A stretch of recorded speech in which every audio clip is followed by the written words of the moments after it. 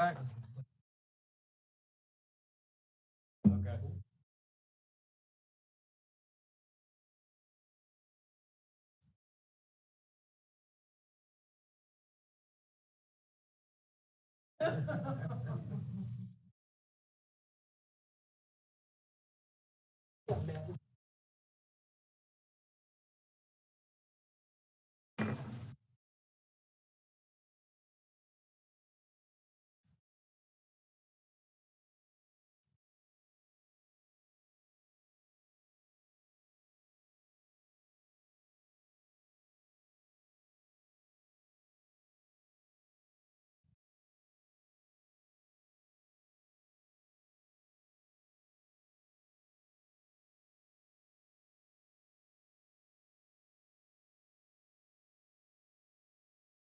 Okay, everybody, we're ready to get going.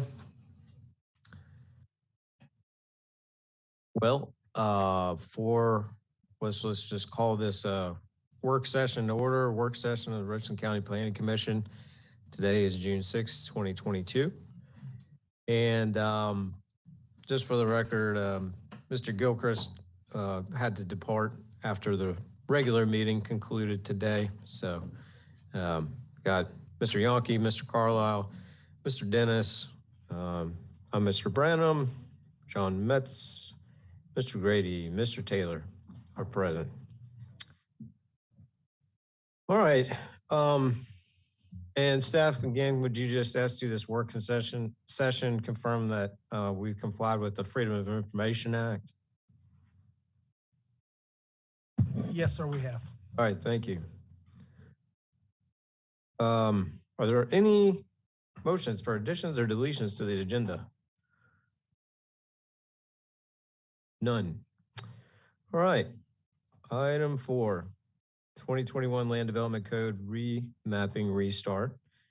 And yeah, staff, would you like to just kind of tell us where we've taken this through map edition 0.1 to 0.2? Yes. So as the commission may recall, as it relates to the last work session on the 18th, we discussed the equivalency table and where we didn't have a one-to-one equivalent at that time. So looking at how the equivalency table exists, what some better replacements could be. So, thinking about certain districts, we had the RU, the RR, and the OI being some of those that had a one-to-many equivalency. So, how do those look out, or how do those play out? So after kind of that discussion, which leads us into map 0.2, the RU becomes RT, RR becomes R1, OI becomes INS, and then kind of where we're at now in relation to that discussion would be that we're still kind of missing something for OI, or excuse me, not OI, MH. And I think that was one of the things that we wanted to, or the commission wanted to discuss in more detail related to the text. But as it relates to the map specifically, kind of map 0.1, we kind of, I think, come to an understanding or come to a point where I think the commission was in relative agreement, as well as staff, with how that should look. So then we have 0.2 for further exploration, and then needing to kind of figure out what we do in more particular ways with the MH district, how that could potentially work, how that could potentially look. And I think from a mapping standpoint, then where do we go forward from there? As it relates to the conversation. But essentially taking that feedback, taking that those points of discussion from the May 18th work session, applying those to a second edition of map 0, and then looking to continuing that forward as we go. Okay. So 0.2, this map, it's just done away with HM and AG? At this time, they would not be mapped. No, sir. So not done away with. So those districts would still exist textually. They just would not be mapped. So for instance, within our 2005 land development code, we have the Parks and Recreation District. That is not actually one that is mapped. So it exists as an option, it exists to be utilized, but it is not mapped. I think from our standpoint, as it relates to those, I think that's where we begin to see those within, say, map 2. So thinking in terms of kind of how this could potentially play out process-wise, map 1 becomes a full equivalency table map. So once we kind of have everything being a one-to-one, looking at what that equivalency table, or I think at that point needs to be changed to a translation table. So where we have a more specific translation table versus an equivalency table, translation table becomes map 1. Map 2 becomes things related to the future land use map. So how would the recommendations of the future land use map apply to how an area is or isn't zoned? So for instance, where we have the rural large lot or the conservation districts, what do those become map-wise? Where R1 wouldn't necessarily be most appropriate, RT would be, but in certain instances, AG may be there as a more particular option. Same way with HM. But I would also point out again that the AG and HM districts are special purpose districts. So those are more specific to working lands or moderate scale farming with residential, but are not particularly catered towards, say, residential uses. Those are specific to more rural lands, more particularly working lands, as well as farming, things of that nature. So where those things come into play, I do believe it to be more so application of the future land use map to the baseline map itself. Does that make sense? I think I hear what you're saying. So everything that was RU, is that now labeled RT? Yes. Okay. And is there proposed criteria for identifying the HM and the AGs in the future of this process? I think that's something that we can definitely propose. We have some of that currently as it relates to the prior mapping process. So some of the things that we utilized for that. And so we have some of those as part of our technical rules that we utilized. I think that's also something that could be part of conversation with the Planning Commission as well. So I'm not going to say no, but yes, we have some of those, and I think they could also be expanded or tweaked as we go forward. Obviously, you have I'm just trying to think of potential criteria. I mean, you have stuff that's taxed differently. It might help you identify like working lands. So I guess kind of thinking of the way that we looked at that previously. So one of the things that we utilized was land use information from the assessor's office. So they have various land use categories and then applying those to parcels. So looking at, is that an agricultural use? Is that a residential use? Is that a residential with agriculture? Is that, so how do those things play out? We also looked at things related to the overall acreage of a site. So there's a variety of different components that you could utilize as it relates to what an area could be. So to kind of give you the idea about the process that we used, so in the original process for before the restart. So map 1 in that case was the equivalency table. So more so from a translation standpoint. So everything that was RU was RT. And then map 2 utilized the future land use map information along with lot sizes. So if something was within the rural large lot future land use designation and it was, say, 20 acres or greater, okay, that became, homestead or agriculture, just kind of giving you an idea of how some of those things, may not necessarily be 20 acres. I think it was probably more so like 150, but still various sizing of acreages related to those future land use categories. So the same way was if we were in a neighborhood low density future land use designation, okay, that number might be 500 acres for that map 2. And then moving into map 3, which looked at more particularly land uses. So each iteration, again, kind of going back to that brief presentation, I would say, that we had that one day. Each iteration built upon itself. So iteration 3 followed iteration 2. So looking at, the future land use stuff and how that was determined to be recommended. Then when we look at that land use that coincided with that, okay, that's a commercial or industrial use. So the activity is showing as commercial, but the function of that property is showing as a automotive repair. So maybe that's something that's not appropriate for whatever it was in that previous iteration. Maybe that should be a commercial zoning district. So so kind of give you an idea, each thing kind of played onto each other. And then going into that 4th iteration, we looked at the neighborhood master plans, priority investment areas, more specifically policy guidance beyond just the future land use map. Various locational factors and things like that from the comp plan itself. And then moving into the 5th one was kind of bringing it all together. So looking at it from a more cohesive, complete standpoint of saying, okay, a lot of this area is showing as needs R3, where several other things are also R4. Okay, well, majority of this kind of interspersed throughout all this, it's R4. So then we recommended R4 versus R3 because you can have something that's a more intense zoning district and be conforming versus something that is less intense typically and be conforming.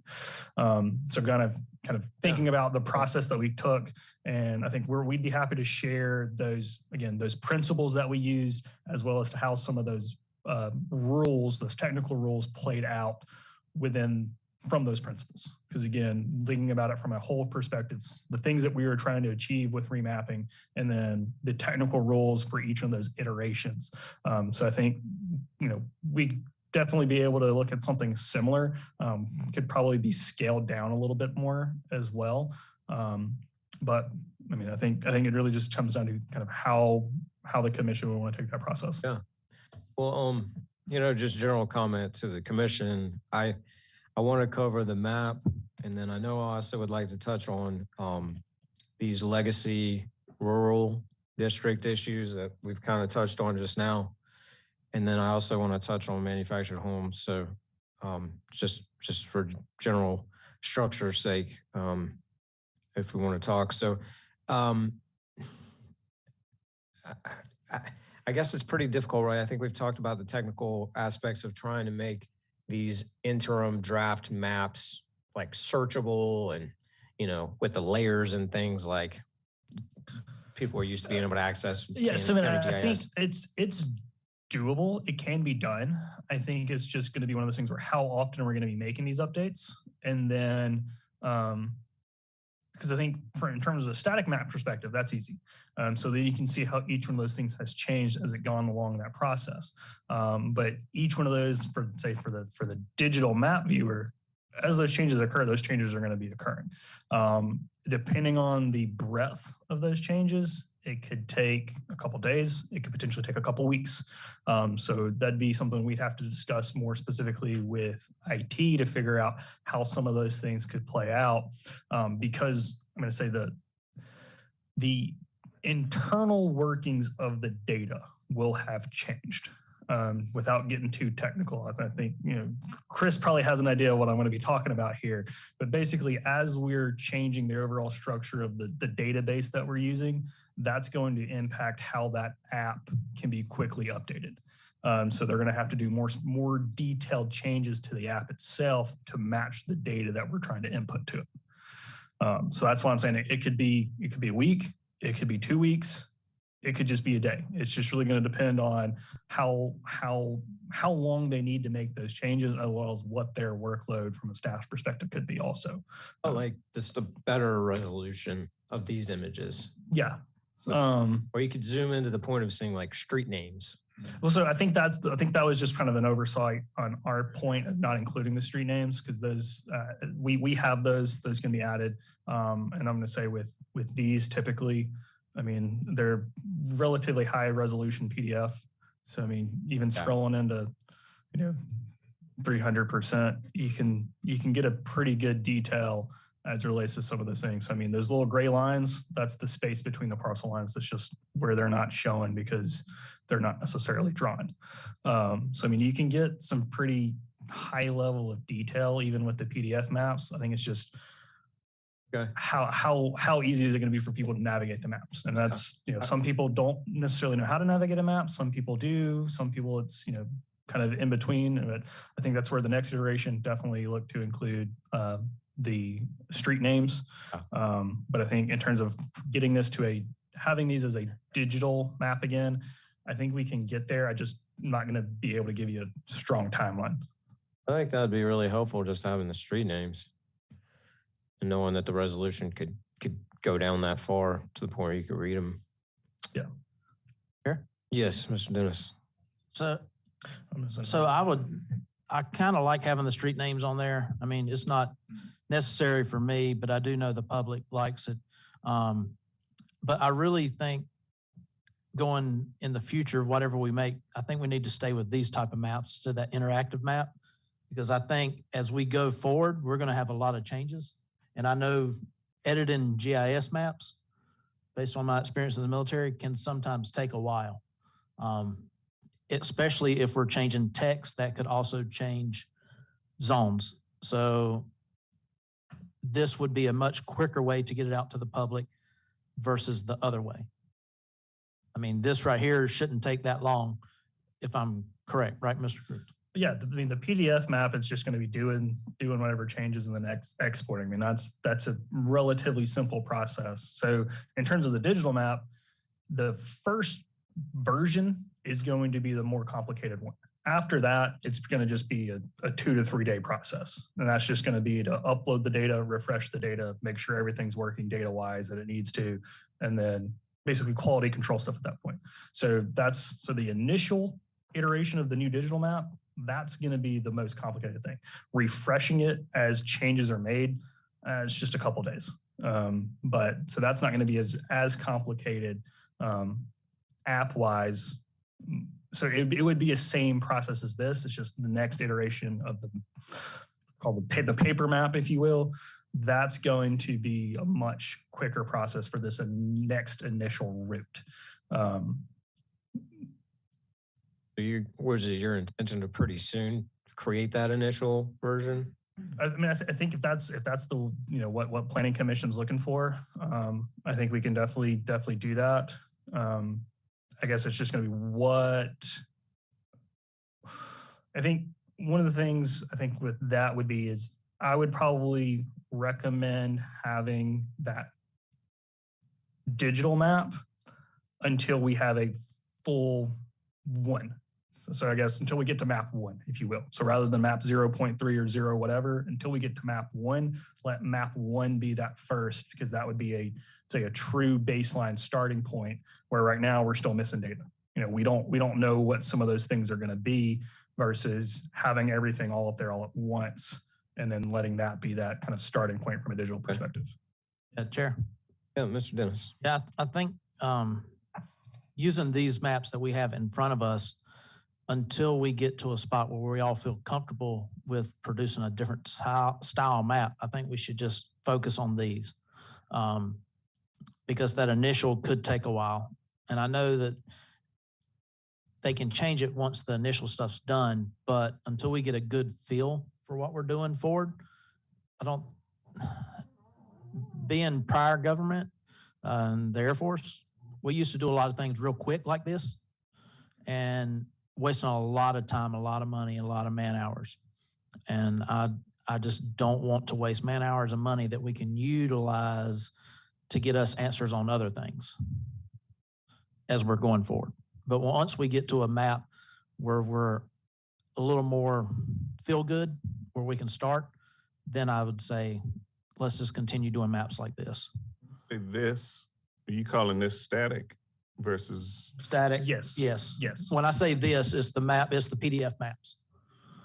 Yeah, versus the GIS running. Yeah. So Mr. Taylor, when I'm talking about a static map versus dynamic map, I'm talking about the navigational standpoint of being able to zoom in on level of detail, searchable, things like that.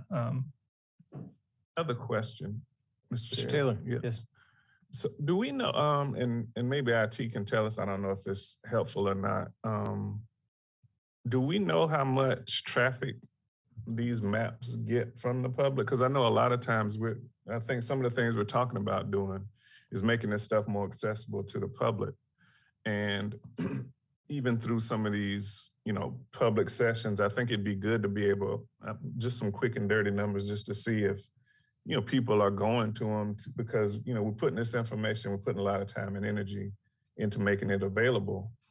I like to be able to talk to constituents and say, hey, have you gone to the, to the website and looked at the maps and, look at the things that we're putting in place. Again, just so things don't seem to be, as closed session and clandestine, but everything's kind of open and we're putting it all out there. I don't know if any kind of I think that's a question we can ask. I'm not sure. I mean, I know we as staff, we were using this every day, multiple times a day. So I mean, when we were getting our hundreds upon hundreds of phone calls, every single time we got one of those calls, we used it. So, and that's what we directed people to go look at is, hey, I've got a question about X, Y, or Z about this other property, or, I'm trying to see what this is on. So, okay, well, here, you can go here, use this, do that.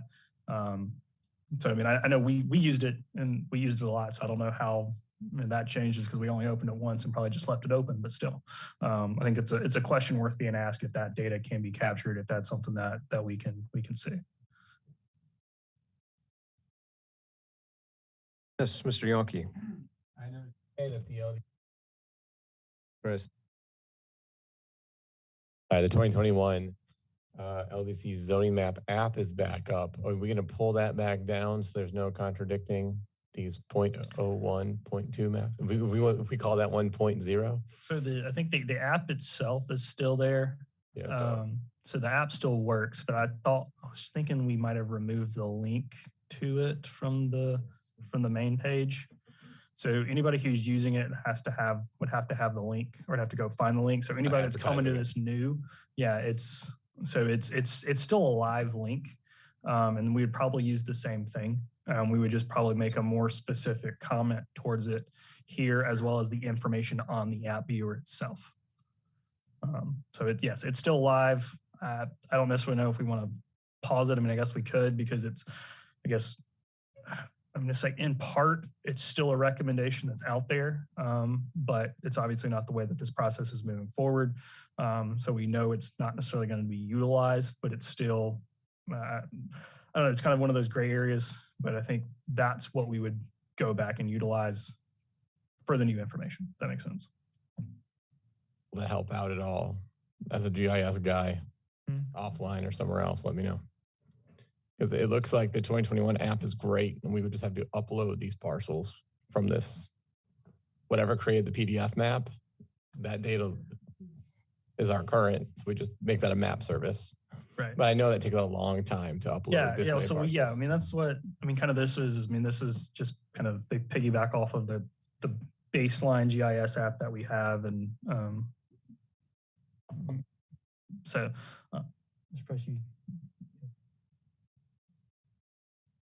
yeah. So the link, like you said, Chris, just Mr. Yonke, the link still works and the link is still active, but it's not on the county's planning page. So it might still be on a couple of, say, press releases or something that have happened or event notices. But otherwise, if you have the link, it'll work. If you're trying to find it new, it's going to take you a little bit of time to get there. So we can potentially ask for them to just go ahead and take it offline. I think if y'all think that would help, or At one point. Okay. Last week I tried to go to it. I think that one might have just been everything in general because there was a lot of stuff for us that was also not loading. So I don't know if it was purposeful or not, but Right.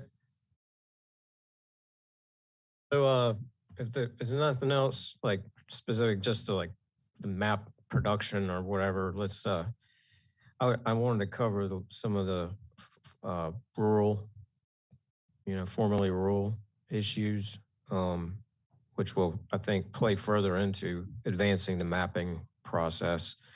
So again, at this point, basically anything that was RU, staff has plugged it in as RT on the yes, sir. the map. Okay.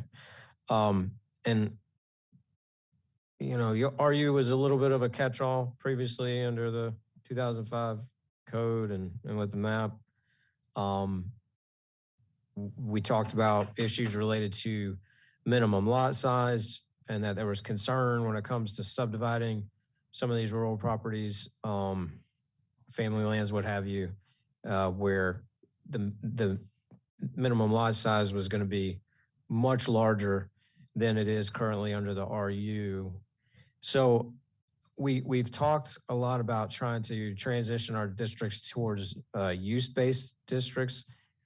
Can you talk to us a little bit more about why that might be important versus just leaving something with an RU type designation? So, yeah, so I wanted to kind of point out some of these areas. So anything that is currently RU goes to RT, right? So this is Broad River Road, kind of more so in town, right adjacent to the city. So we've got RU right here. So these therefore would then be considered, you know, as most people think about it, that's then a rural area where you're surrounded by the city limits, you're surrounded by relatively high density development, or rather high intensity development. Same way with, you know, a track here that is actually in process of being annexed by the city. Again, something right off of Broad River Road, near the intersection of Greystone, we've got RU zoned property. So it's just one of those things where really RU has been something where nothing's either ever happened or it's not ever tried to be rezoned again. So that's why it's kind of a catch-all, but we know in many instances it still doesn't necessarily work. So kind of, again, kind of pointing out another one, kind of in the very urban area. So if we do take that approach where everything goes from RU to R2, or RU to RT, there's going to be lots of places where that really doesn't necessarily make sense, which I think why we're talking about, you know, still taking this iterative process, applying that future land use map in certain areas where we have RU existing right next to city limits, whether that's Columbia, Arcadia Lakes, Forest Acres, where is zoned RU, but it's not a rural area. It's not appropriate for the RU zoning district. So in those instances then where, say, this is going to be mixed residential high density, okay, that becomes, say, R3, depending on what kind of everything else around it looks like, or maybe R4 or what have you. Or it becomes a commercial district, depending on what it is, what that use is, variety of things. So where it becomes something more appropriate for that area, but also for, you know, the context of that property, if that makes sense. So that way, not everything just becomes what was RU becomes RT. Well, in certain instances, yeah, that makes plenty of sense, and that works perfectly fine. But then in other areas, it doesn't, because that's part of the issue that we have right now with how a lot of the county is zoned. I'll just say personally, I don't believe we're going to be able to solve all of these level issues with this process. Is something that certainly I think we could look at in like future waves of work. But I think your point is well taken that it's probably time that we look at what's zoned as RU and try to figure out if we want to take it to another level of specificity. And I think that's, you know, one of the reasons why there was a proposal for an AG district, an HM district, an RT district. And so I kind of want to talk a little bit more about those things and again, sort of the criteria that we might apply to figure out what the legacy RU tracks ought to be, whether again it's based on taxation or also potentially the combination of lot size. And do we still need both AG and HM? I know there's very little difference in the permitted uses between those two districts. So as I recall, the tract size point of demarcation between AG and HM was 35 acres. Is that right? So the AG requires a district minimum of 35 acres. So you could have something that was, say, 10 acres. That's zone AG, but you have to be contiguous with 35 acres totaling that's either adjacent to another AG or HM. So if you've got you've got your 10-acre parcel, you've got a 20-acre AG next to you, and then you've got a 5-acre HM next to you, you can be AG, if that makes sense. Okay. Yeah. Where'd that number come from, the 35 acres? Do I you believe that remember? was from input that we received from the Conservation Commission related to the kind of the best acreage size-wise for a working farm. So that was kind of some of the information that they had sent us that we utilized for coming up with that number. Sure. Mr. Dennis. So that Conservation Commission that provided those, was that our own or a state entity? Yes, yeah, those are. Yeah. Okay. The reason why I'm asking that, because I've done a lot of looking, trying to figure out this rural stuff. And when I say stuff, I mean a melting pot of properties. Because there's a lot of people out in the rural area that actually do the hobby farms, real farms. And so that made me start digging in federal government land uses and how they distinguish stuff. And to tell you the truth, when I look at it, anything, as long as they can make $1,000 a year, that's pretty much the federal government considers it a farm. So in my backyard, I could grow collard greens. And if I sell $1,000, guess what? I'm a farm, according to the federal. But that's not a way that we should do business here in Richland County, because I keep trying to find a way to differentiate these farms. And when I say farms, like true farms versus smaller hobby farms versus smaller farms than that, like community farms and things like that. I think we do have the places in Richland County that we can really differentiate the RU area. And we just have to figure out a way to make the RU, the AG, and the HM, and also where to transition the RT. Like the map in front of us that we have, those RT areas are very, to me, kind of easy to do because, they are encompassed around other things.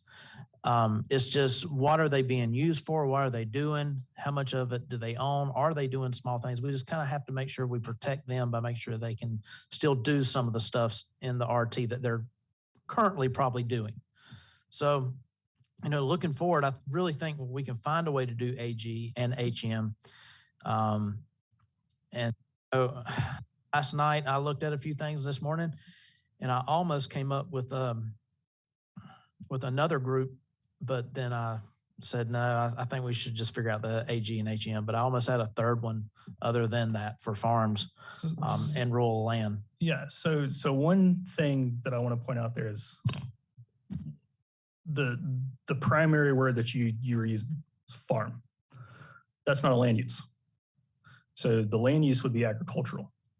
So it's the agricultural uses, or somewhere within that classification, somewhere within that category, we have a specific use type.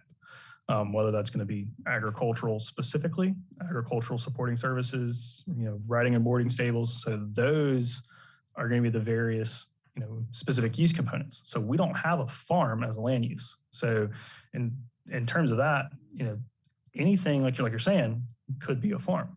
So it's going to be more so, what is that specific use that you're doing on your property? And so I think this is one of the things that I think a lot of the questions that we have received throughout this process, and I think one of the things that we still believe there to be a lot of kind of misunderstanding, miscommunication on, is how those things actually play out within the code, how that actually works and functions. Because if you're this farm like you're talking about, well, one, you should be licensed with a business license, but two, how are you actually operating? What are you actually doing on your property?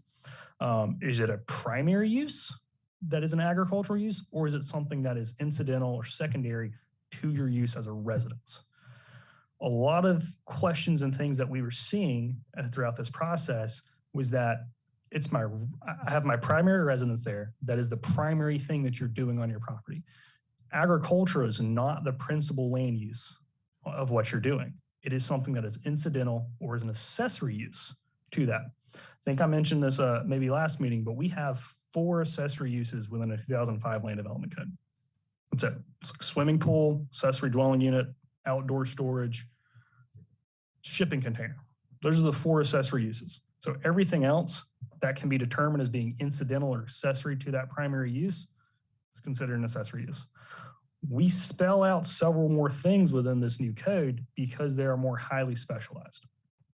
Because of that, those receive greater identification, but because we know in Richland County, agricultural uses are relatively ubiquitous, we didn't feel the need to then specify it. I think that's something that we can do as an accessory use within the code to bring those out into more detail.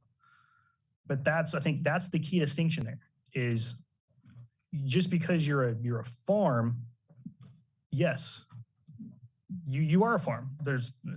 We're not saying you aren't. And that's where I think we've been using the terminology, thinking about pets or gardens and things of that nature.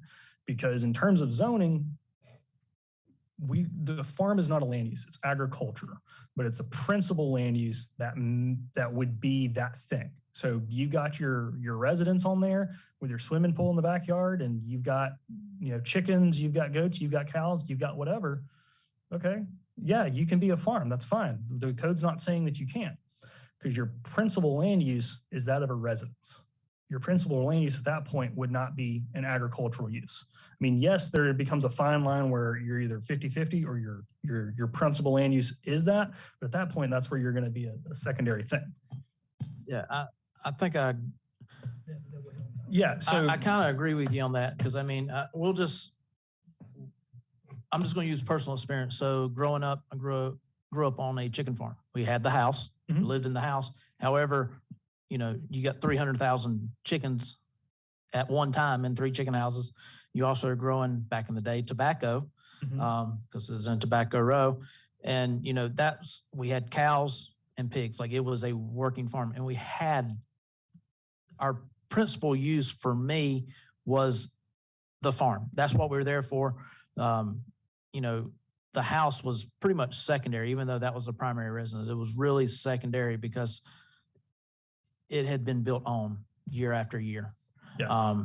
But when you look at it in the other grand scheme of things, getting down to these AG areas, I was like, well, how does that work here in Richland County? So then I went on to I forgot the name of it, but it was part of DHEC. I went over to DHEC and I looked at how many chicken farms, swine farms we had. And I think there's only 4 chicken farms, 2 swine farms in all of Richland County. So and when I say farms, that's a loosely used thing, because I understand that you can have a primary and secondary use, but I think it comes down to the fact we gotta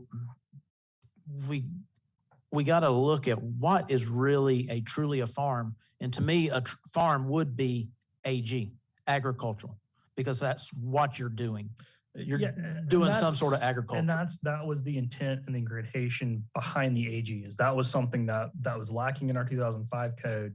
And for most of the area within the county, that was something that, okay, we need something that is more specific to that versus is primarily a residential district, which is what the RU is, where it is specifically a working lands district. So where you can have, I'm going to say, more so industrial uses that are appropriate in character to that area.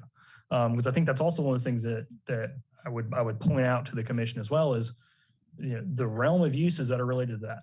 Are you going to want, if we're mapping AG relatively broadly versus kind of being relative specific to that, think about some of those uses, because that is what that district is intended for. It's meant for more so industrial farming, but also some of those associated uses that go along with that versus, somebody's got 100 acres and they got a residence. Okay. Yeah, cool. I mean, it's but they could have that in any other district also. Right. Because one of the ways I looked at Cottle Farms. That is a huge operation. McClendon Farms up in McBee. That's not part of us, but that's a huge operation compared to some of these farms that we have around here that they're wanting to be called a farm and they're doing farming things, but they're not like that industrial farm. And that's where I think AG is that industrial. Because when I look at a farm, and I think industrial size farm, I think of like 5 or 6 tractors plowing fields versus me on my International 440 rolling out there getting it done in one day. Right. That's kind of how I look at it. Right. So I think kind of going back to that. So kind of what the current definition within the 2021 Land Development Code. So for an accessory use or structure that is clearly incidental to and customarily found in connection with a principal building or use, is subordinate to and directly serves the principal building or use, and is subordinate in area, extent, and purpose to the principal building or principal use served. An accessory structure must be on the lot on which the principal use is located. So again, going back to, even if we're focusing in on RU, do we then want to, I'd say, spell out these accessory uses more particularly, in which we can. But I think that's also the thing is right now, you could be an R4 or R5, same way right now. You could be an RMMD, RMHD. You could still technically be a farm in any of those districts, because you could still have some of those things that coincide with that. Because I think that's one of the things where I think it's just people they're not seeing the language, and maybe that's the issue. Or maybe it's just when we're telling them, they just don't necessarily trust or believe us when we say it, which, that could be part of it as well. But that's why, and every single time we said it, we're not taking away anybody's ability to do that. They're going to continue on being able to do it. And I think to your point, Mr. Dennis, I think we are very much comfortable with including a definition for farm in this. I think what we looked at language-wise in terms of what our recommendation could potentially be related to that would be including the USCDA definition, but expanding on some of their other definitions related to that, looking at, I believe it was like subsistence farming, commercial farming, and then hobby farming. It's kind of those three, and elaborating on those a little bit more, but those still don't, I think from our perspective, need to be individual uses. I think those individual uses like that you're talking about, the hobby farms, I think that really fits into the HM area. It's a homestead. You're living on it and you're doing stuff for yourself, and you got a little side business going on in your farm. When it gets to the AG, that's where you're producing to say, hey, Food Line, come get my strawberries. We're mass producing them. Like, let's get that out there. And I think there's just some areas, and you did hit it when you talked about AG. It doesn't have to be one tract of 35 acres. It can be a few, because there are instances where people lease land.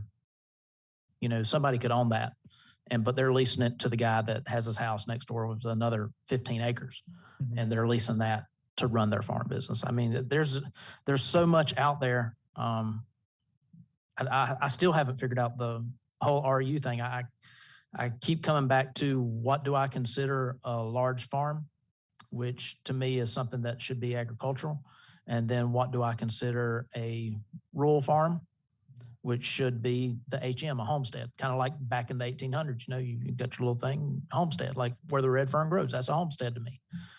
I mean, that's kind of how I see it. But I just want to make sure going forward, though, that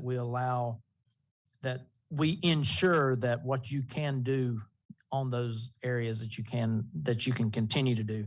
There are certain things that I don't think should be on there, like a HM area. I don't think poultry and swine farms should be in there, because being around that in my life, that takes a lot of land. That would definitely be an AG. To me, that is agricultural. But, and if I'm not mistaken, in order to be called a swine farm, you got to have over 100 pigs, according to DHEC. So if they got 99, that's just that's not even a swine farm. They can just have pigs. Yeah. Because it's considered animals, DHEC has certain requirements and restrictions related to poultry and swine farms. And I think that's why I thought I could get through this a lot quicker, but in order to figure it out, I'm having to go to DHEC and see how they do things, and so that we ensure that the people out there can continue to do what they're doing. And then in the future, as we do progress and we do grow, if they do decide to sell and things like that, that they're not limited to that. Right. So I think this is where kind of going back a couple of places. This is where I think from the get-go, we've been saying that RU doesn't have a real true replacement.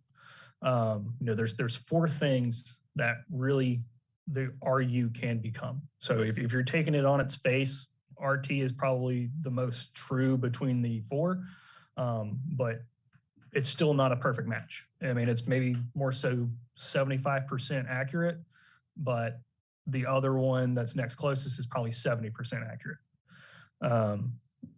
So, you know, R1 from a residential standpoint gives you the same exact thing as RU does. RT gives you the same exact thing use-wise, but much less density than what RU was. And then HM and AG, HM gives you about the same land uses, but it's, you know, significantly less dense than what RU allows for. So rather than 3/4 of an acre, it's 3 acres pretty much. Same thing with AG is something relatively entirely different. You know, it's still closely related because it's meant to be a rural zoning district. In terms of kind of the applications, the way it was created, where it was ideated. If you go back to the assessment, if you look through the various drafts of the text, that's really where it's meant to play out is your large working lands, whether that's a tree farm, whether that's horse farm. So again, going back to this farm word, but also, you know, where you're doing, again, more so from a commercial perspective. And then, so the homestead kind of came about as a in between this RT and AG because, you know, there was kind of this missing space as we were going about looking through this, applying the mapping, looking at everything is, well, that's really kind of too far that way. That one's kind of too far that way. So kind of meeting in the middle between the two.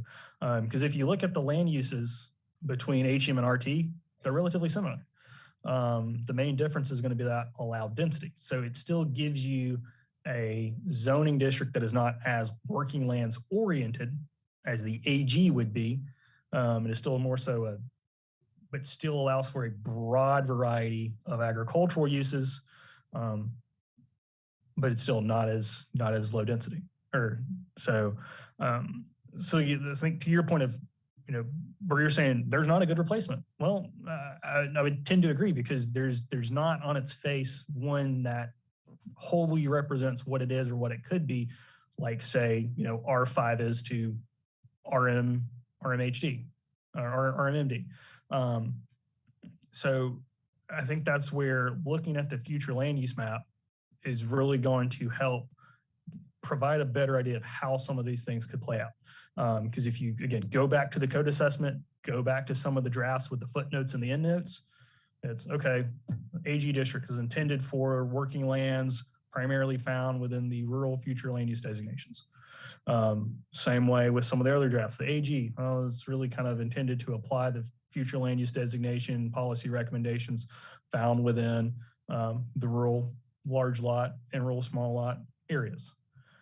So I think that's really going to provide us some of the distinguishing factors for what areas should become one of these things elsewise. Otherwise, I think we have to put a very tight lens on what potentially comes AG, what potentially stays RT, and then I think making the decision of do we really then feel that HM is necessary or not.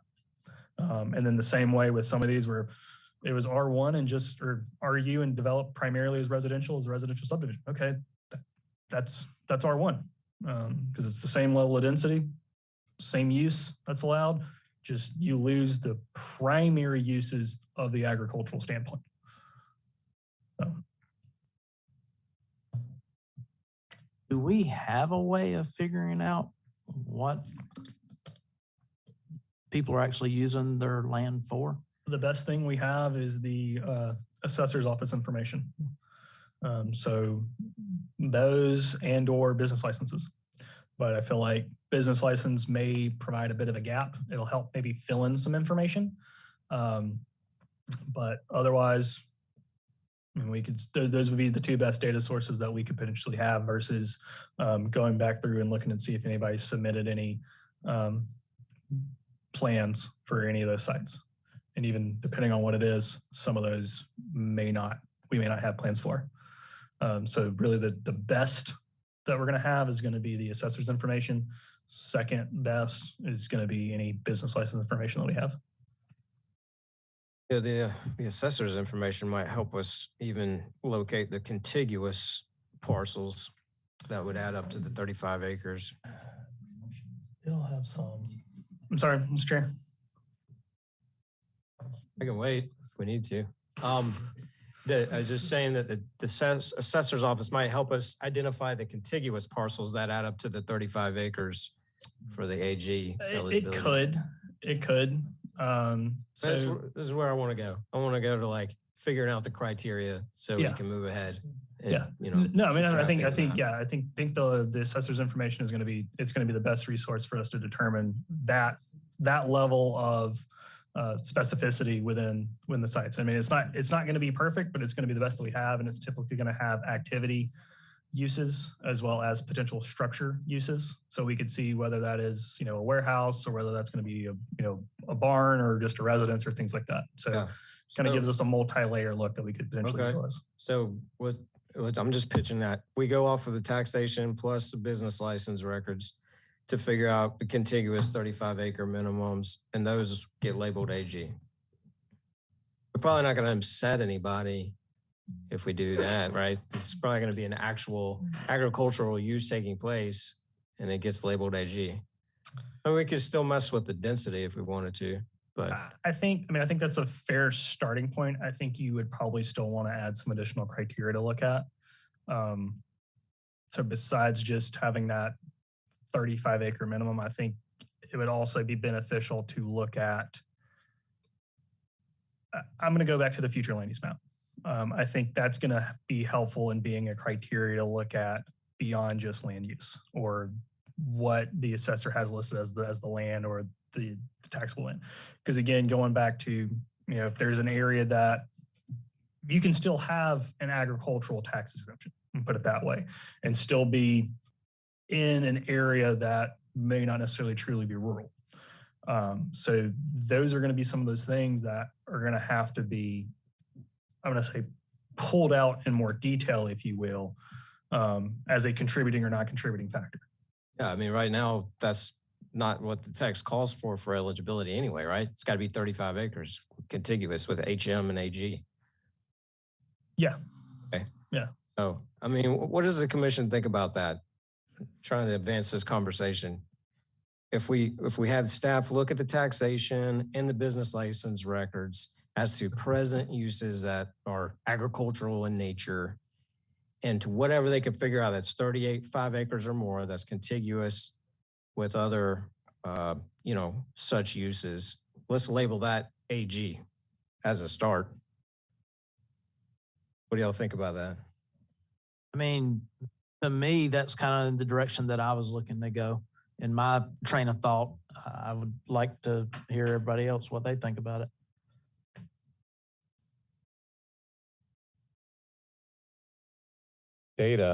Use the data to move it in the right direction.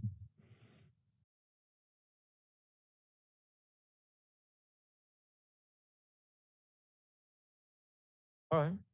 Anybody opposed to asking staff to do that with the draft of the map? Okay. You got that, staff? Okay.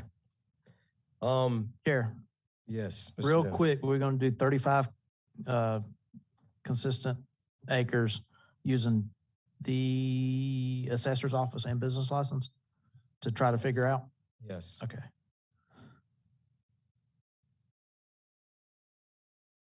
But then after that, we're looking again at the HM. Mr. Crooks brought it up. Do we need to eliminate it altogether and just let everything below AG go towards RT or R1? Anybody have any thoughts on that? I think there's like 5 or 6 permitted uses in AG that are not there for HM. I think what the main ones being poultry and pork, swine. It's poultry, swine, and farm supply and machinery sales and service.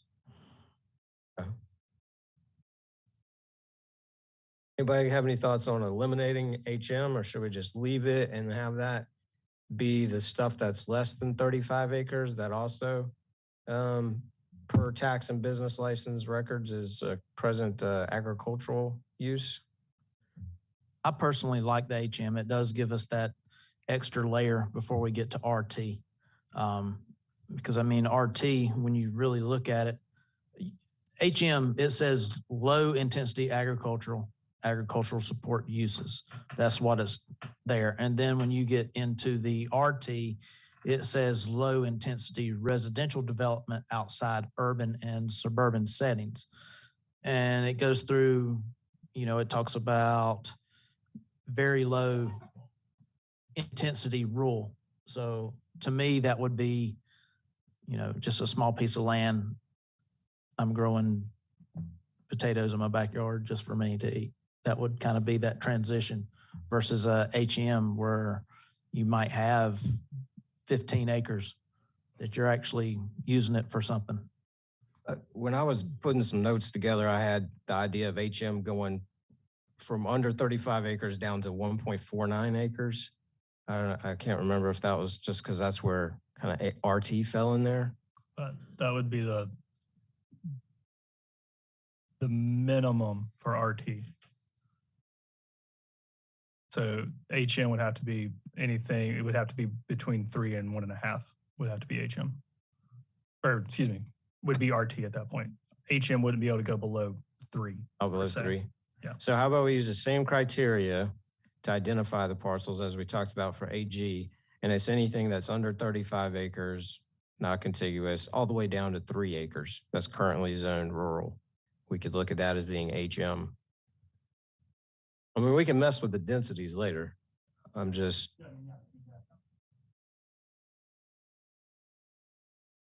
Yeah, I would say that's proper thresholds if that's how you're trying to go about it. Okay.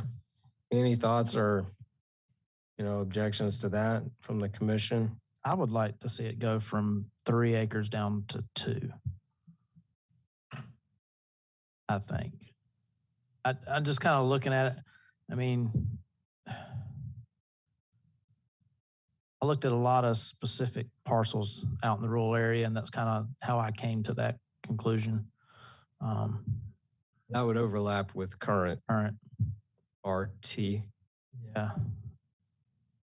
Like I said. The minimum of RT is 1.5.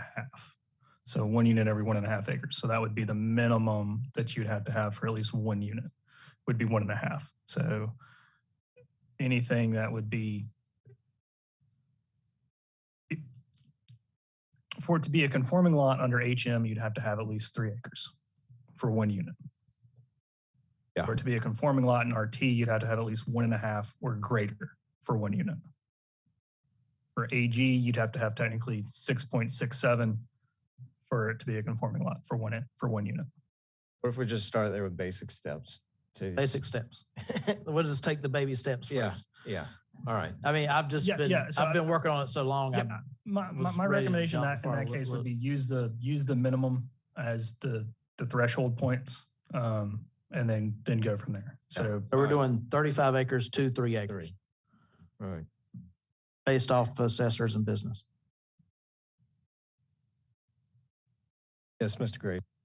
I do want to circle back to something that Mr. Kirk's brought up, which is the future land use map. I feel like that does need to be an integral part of this calculation in some way. I don't think we should be designated something particularly agricultural if the future land use map indicates that it's going to be that land use. That map in some capacity to reflecting the comprehensive. Sorry, I'd be interested, Mr. Kirks or anybody else, if you could elaborate on what do you think the interplay is there? Maybe how your recommendation on how we should take the future land use map into consideration when we're talking about this, because I don't think we should just do a blanket maneuver where we recommend everything over a certain number of acres just all get zoned a certain way without taking that into account. So I would recommend that you use the future land use map with those thresholds. So within this designation, so in this case, the thresholds that we just talked about in the rural large lot future land use designation or the conservation future land use designation. So those two, let's just go ahead and combine those for sake of clarity here. I think that would be an appropriate one where you then say, okay, anything that's 35 or above, AG. I think for this, in terms of this exercise, that makes sense because the way that those designations are set up, AG would, for the most part, be an appropriate district in many instances, particularly to the rural large lot. Same way with, so then we go to the rural small lot. Okay, maybe rather than 35 acres, we bump all of those thresholds up to where rather than doing the minimum, we do something slightly above the minimum.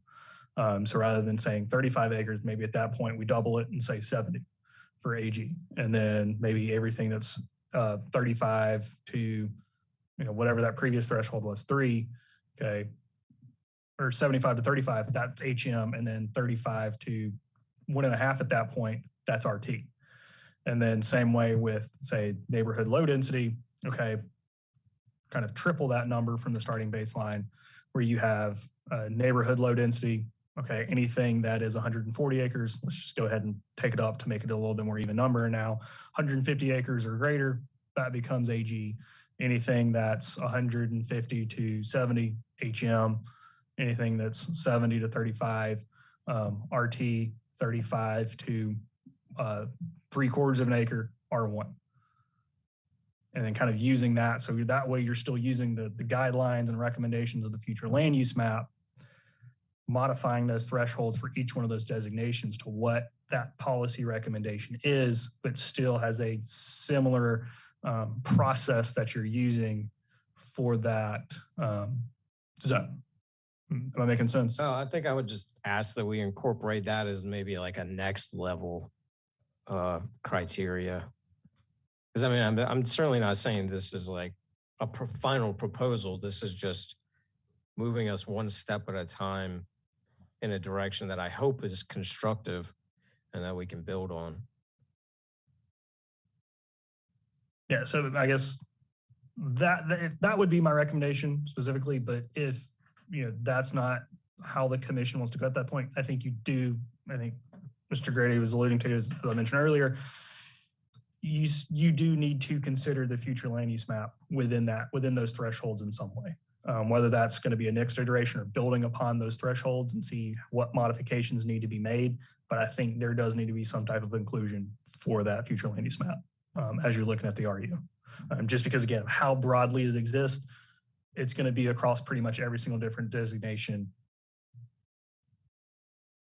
Oh yeah, I'm pretty sure all of them. So there's RU in every single one of the different designations. So that should be considered in some type of way, no matter what.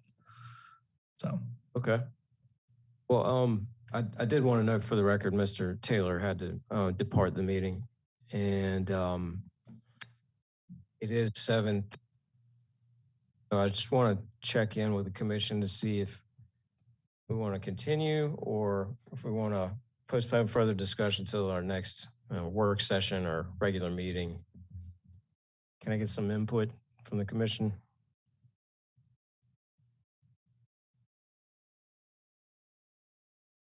Well, I mean, here's my problem. I'm ex-military, so I like to go forever. So I'm just, whatever the will of the commission is, that's the will of the commission.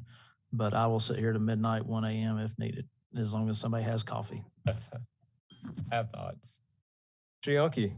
We have Mr. Crooks here. Is this your last time with us, right? And you've been very helpful. You've been very helpful. I mean, Mr. So as much as we could pick your knows more brain. than I do. So not trying to pawn it off on you, Tony, but yeah. Before we lose this resource, anything else we need to ask him? I got his cell phone. He's not going to answer anymore. He'll be off the payroll. Mr. Carlo? Hello. Hey, all right. All right, well, I know we wanted to touch on manufactured homes. There's no motion to adjourn. Mr. Chair, just Yes. really quick, would it be helpful if we sent the commission I'd say the thresholds that we used initially with our iteration process? Would that be Sure. helpful for Yes. some review? Please. Okay. I mean, those have changed since as we went through the process, but I think we've got them from when we originally started. So we can share those with the commission for additional discussion, or as y'all kind of look at this in a little bit more detail, if that helps. Okay. So yeah, if we want to pivot for a minute to manufactured homes, I don't want to pivot right yet. I got one question. go ahead, Mr. Dennis. Yeah, so when we're looking at AG, HMRT, R1, R2, R3, I mean, you go all the way up to LI, and then you go CC1, CC2, CC3. And we're talking about a community garden. What would be the reasons why we would have in AG, HM, and RT a community garden as a permitted by right? I mean, to me, that should just be. Are you asking why do we have it by special requirement versus just as permanent? Let's go look at the standards. And I pulled it up, and I think it's also in part two, the definition of that use as well. But I think looking at just some of those standards, and if it's going to be a principal use, you're kind of looking at something that's going to be a little bit, I'm going to say not as normal, if you will. But the definition is kind of specific where it's really, I'm just gonna say it's different from most normal uses. I don't have a good word to detail it. But well, the reason why I asked is when I look at a lot of this stuff and a lot of the issues in the community, when people talk to me that are out in the rural area, and they do live on the land, but yet they do things like this. I'm wondering why we got to have it SR. But I'm also sitting there wondering, why do we have it? Why don't we have it in the accessory table instead of a primary use table? Because we know most of these areas are, primarily their residents. So could we add some of this stuff to this accessories table? I mean, is that doable? I think you could, but also as a community garden, you could have instances, and there are such instances around the county of them being on their own parcel, not as a part of necessarily a formal residential subdivision. There's one actually. It's in the city, but it's off of if you're going up Gervais, cross over Millwood, north. Is that North Millwood? And then up on the left, there's one. That's an example of one really close, but there's one in Olympia that's on its own parcel. And of course, Olympia is not, they don't have an HOA or a POA like a traditional subdivision would. So I think that was the reason for them trying to call it out, is for those instances where maybe a group of property owners just want to get together and then basically establish a principal use as a community garden. Yeah, I see it in those instances and where they're at, but I was just kind of curious about the AG, HM, and RT area. I mean, to me, that's primarily what they're doing anyway.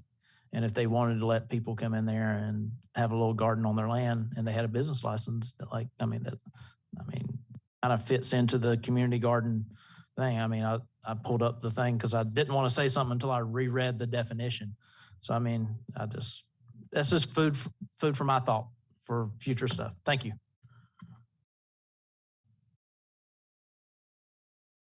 Now, Mr. Cherry. All right. Again, if we want to talk about manufactured homes now, we can do it at a future meeting.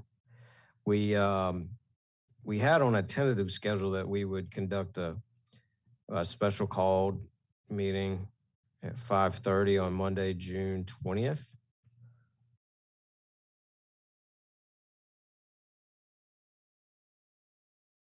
Put on that date and time, or whether we need to have that meeting.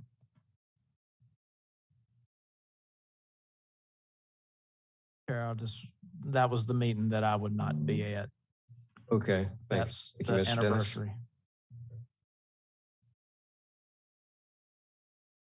I come here instead of there. I will not make any more meetings after that because I will be 6 foot under. All right. All right. Well, manufactured homes, here we are.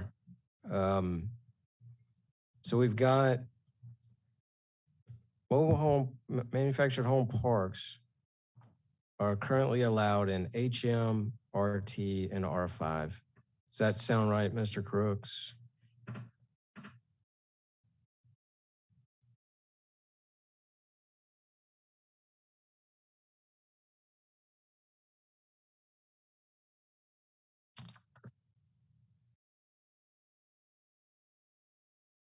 Yes. All right. Yes, I was trying to show them all there. Okay. And I noted that the setbacks, the density, and the mobile home minimum park size are all the same in the prior code as they are in the 2021 code. Does that sound right? Believe so, yes. Okay. If not the same, very similar. Yeah. Okay. And then individual manufactured homes. Yeah, currently EG, HM, RT, R1, R2. Yes. So Okay. so basically the quote unquote rural replacements and R2. Okay, so that's why R1 is there, because Yes. you guys interpret it as rural replacement. And then where's R2 come in? I think R2 is just kind of keeping in with having another one that is a more moderate intensity district. So not quite going up to the level of R3 in intensity, but still being allowed in a typical residential district. Because where previously MH, the manufactured home district in the 2005 code, it has, I think it's 7,260 square foot minimum lot size or so. So that would be more closely aligned with the R3 lot size equivalent. But as part of the process, as we're going through this, we did receive a lot of feedback related to, say, including in an R4 or R3, those districts. And so I think as part of that, it was that, okay, we kind of need to include it somewhere besides just the rural areas. And then so R2 is, I think, the more appropriate choice out of those in that situation. So yeah, without R2, you would potentially be either an individual manufactured home in a maybe more rural area or in a mobile home park, manufactured home park, which could be an R5. correct. Okay. Got it. Anybody else want to discuss manufactured homes? Okay. Chair, Yes, Mr. Yonke. R2, that covers a lot of our single family housing neighborhoods. Correct. So there would That's, be I overlapping. think RSLD, so if you equate that with R2, so just looking at it from a translation standpoint, RSLD is probably one of our more heavily mapped districts from a residential standpoint. So even in terms of acreage, not just from parcels, it's, I think it was like 3.5% of the county, which again, relative terms to the other districts is one of the higher percentage ones. So I think without upzoning any of the other districts, so also assuming that, 2, 3, and 4 family dwelling units were to be removed from R2, then, sorry, I lost where I was going with that. Mr. Young, could you repeat that question? Sorry, I just blanked. It's been a long meeting, I understand. R2, that's where a lot of our single family housing neighborhoods are. My neighborhood is like that in Southeast Columbia, and it almost feels like the Wild West as you're driving through. You don't really know what's where's manufactured homes or brick Yes, homes? yeah. So They kind of RSLD. intermix. It feels like there's no zoning. Yeah, gotcha, I'm gotcha. talking about Leesburg Road, Garners Ferry, in between there. Yeah, so RSLD, if it goes to, assuming straight translation to R2, I think that's going to be roughly 3.5% as it's mapped. So you're looking at, a large percentage of, say, established neighborhoods, if you will, potentially allowing for those manufactured home districts at that point. And I think that's the concern that we've been hearing from the public. I think there's several people that brought it up today. And that's been, I think, one of the things that once everybody started looking past 2, 3, and 4 family dwelling units, and then they saw, that use as well. So I think, if this was to be removed from this district, I think we need to then look at where else could we potentially include that. Whether that is going to be one of the more intense districts also. Because I think it becomes then problematic if you're only including them in the rural areas or quote unquote rural areas based on typically how those other zoning districts would typically play out. Because then I think you're just kind of pushing them out to an area, and from an affordability standpoint, I do believe manufactured homes do provide a good way of being able to afford a home while still owning your lot as well. In a lot of cases, I think that's typically what we generally see with those here in the county versus just, someone's renting them or renting their plot, if you will, in a manufactured home park or the like. So I think it is a good option that exists, especially for an unincorporated area, to have that in a variety of ways. So I think if we were to take it out of R2, I do think we should probably look at where else it could be allowed, even with the same restrictions as we do, or other restrictions if it was to be kept where it is, or even expanded into other districts. So I think that's just kind of my 25 cents on that. So. Yes. Oh, yeah, Mr. Dennis. So on our old code, we did not allow manufactured homes under RSLD, correct? Correct. But we did allow them by SR for RU, RR, RSE, and in the M1 area. That's what I'm looking at right here. So, Mr. Price is shaking his head, so yes. okay. So if we looked at it from a standpoint of kind of the way people were asking today and talking about it, basically they would be permitted in AG, HM, RT, and R1 if we kept it the same. Correct? If you kept it all the translation districts with the exception of MH, then yes. With the exception of R2, because again, RSE, that I think, as we kind of discussed last time, RSE is more true to R2 than it is to R1.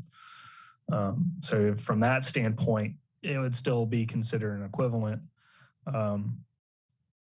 versus R2 or R1 rather. So R2 is a relative translation of RSE and RSLD.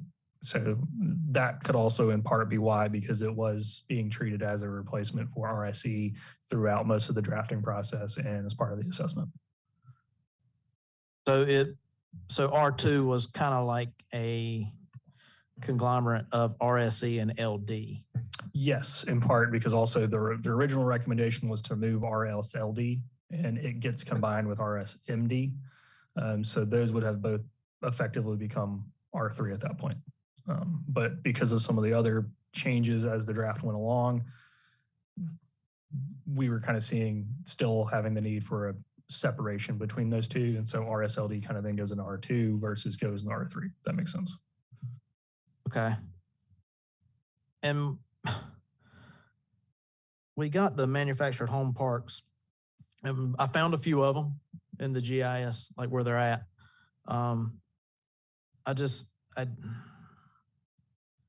When I look at everything, like the problem with manufactured homes is is they are perfect affordable housing.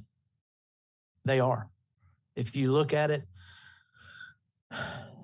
from the grand scheme of things, if you get a piece of land, they are a cheaper option than building a home on it by a lot.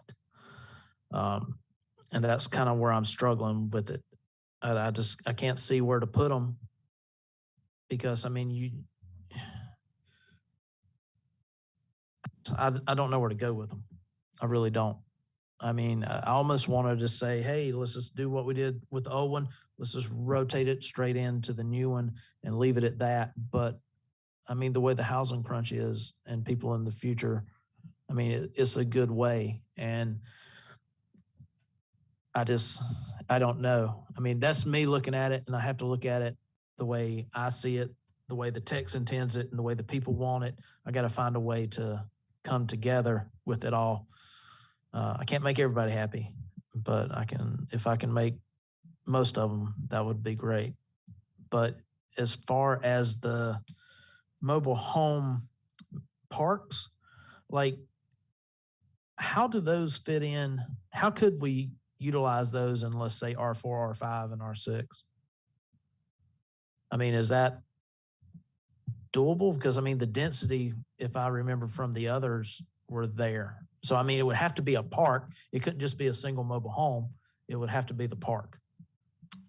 I didn't necessarily follow that, Mr. Jens. So instead of a single mobile home in the R4, R5, and R6, if I did the math correct, you'd have to have quite a few of them. So that's where you could put the mobile home parks in R4, R5, and R6, if my math was correct. So manufactured home park, the standard caps the density at 6 dwelling units per acre. So even though it's allowed in R5, it basically cuts that density that would be allowed for a normal instance in half. So they couldn't be used in R5. Yeah. I may not be understanding the question, but yeah, I mean, you could create a manufactured home park in R5, just capped at 6 dwelling units per acre, having a minimum site of 5. So, you know, just from that standpoint, you'd be allowed 30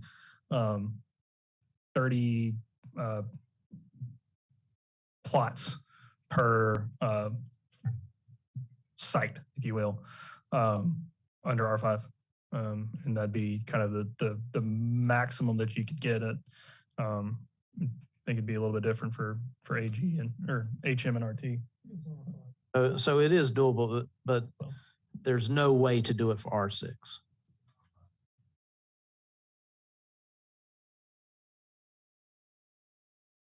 Essentially, though, you could. And at the end of the day, you could identify it as a use, either by special requirement or permitted outright. And I mean, I think it would work from a number standpoint. It just, you wouldn't ever be able to go get the true R6 density because the special requirements for that manufactured home park put it at 6 units per acre. We wouldn't be able to get the true, but I mean, we can make it special requirement. Yeah. And you could potentially make it, you know, where in the R6 district, you could add a requirement that in the R6 district, you get to increase the density to 8 or 10 or 11 or whatever number that y'all decide is most appropriate. But what you're telling me with the special requirement, I can pretty much do anything I want to do as long as I figure out the special requirement. That's correct.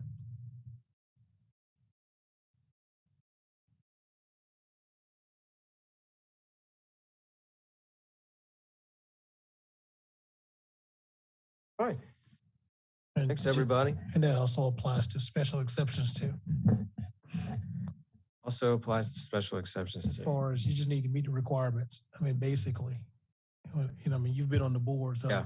you know, I only bring that up because I notice we have a number of uses that are allowed by special exception, which you know, we can go through this later on and look at, but I don't believe that they need to be special exceptions when the special requirements will, you know, work for it. Yeah, that's suffice. Okay. All right. Well, if there's nothing else right now, I did want to kind of move towards adjournment. I would like to, you know, just confirm that we want to direct staff to work on the map as to those RU districts based on the criteria we discussed with the acreage 35 and 3, and then how they're taxed with the business license to help us determine present uses. And to add the street names to the draft map.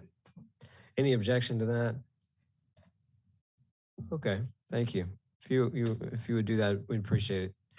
Staff, thank you again, Mr. Crooks in particular. Anything else from staff before we entertain a motion to adjourn? This kind of goes back to I guess the regular scheduled planning commission meeting. How are we looking to treat future motions for amendments? And was that, for the other, I guess for the planning commission members, is that something they should just submit to staff directly and then we'll add that to the agenda? I think it's worth a shot, just going that route. Again, it gives us something like very clearly that we can review in advance of the meeting, help direct our discussions.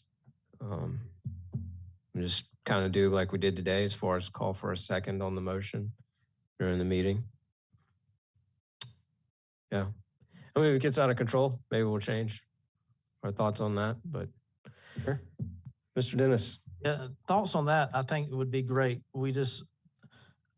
I think you as the chair should reach out to everybody and let them know if they do have a motion to submit it. And we just need to make sure that it's submitted to staff way in advance. I mean, if you would like, we can send something out to each of the planning commission members prior to us actually putting the agenda together, so that we'll have it in time to incorporate it. Because I'd like to see it come to staff, a few days before y'all really start putting it together, just in case there's an issue where the person making it could alter it, get it done correctly. So you guys aren't having to go back and redo it later. Understand? Yeah, thanks. That sounds good. And I'll probably just send an email and we'll check availability regarding a special call meeting June 20th at 5:30. And there's nothing further. Chair entertain a motion to adjourn. All right, moved. Second? Seconded. All right. All in favor, raise your hand. All right. Unanimous. Thank you. We're adjourned.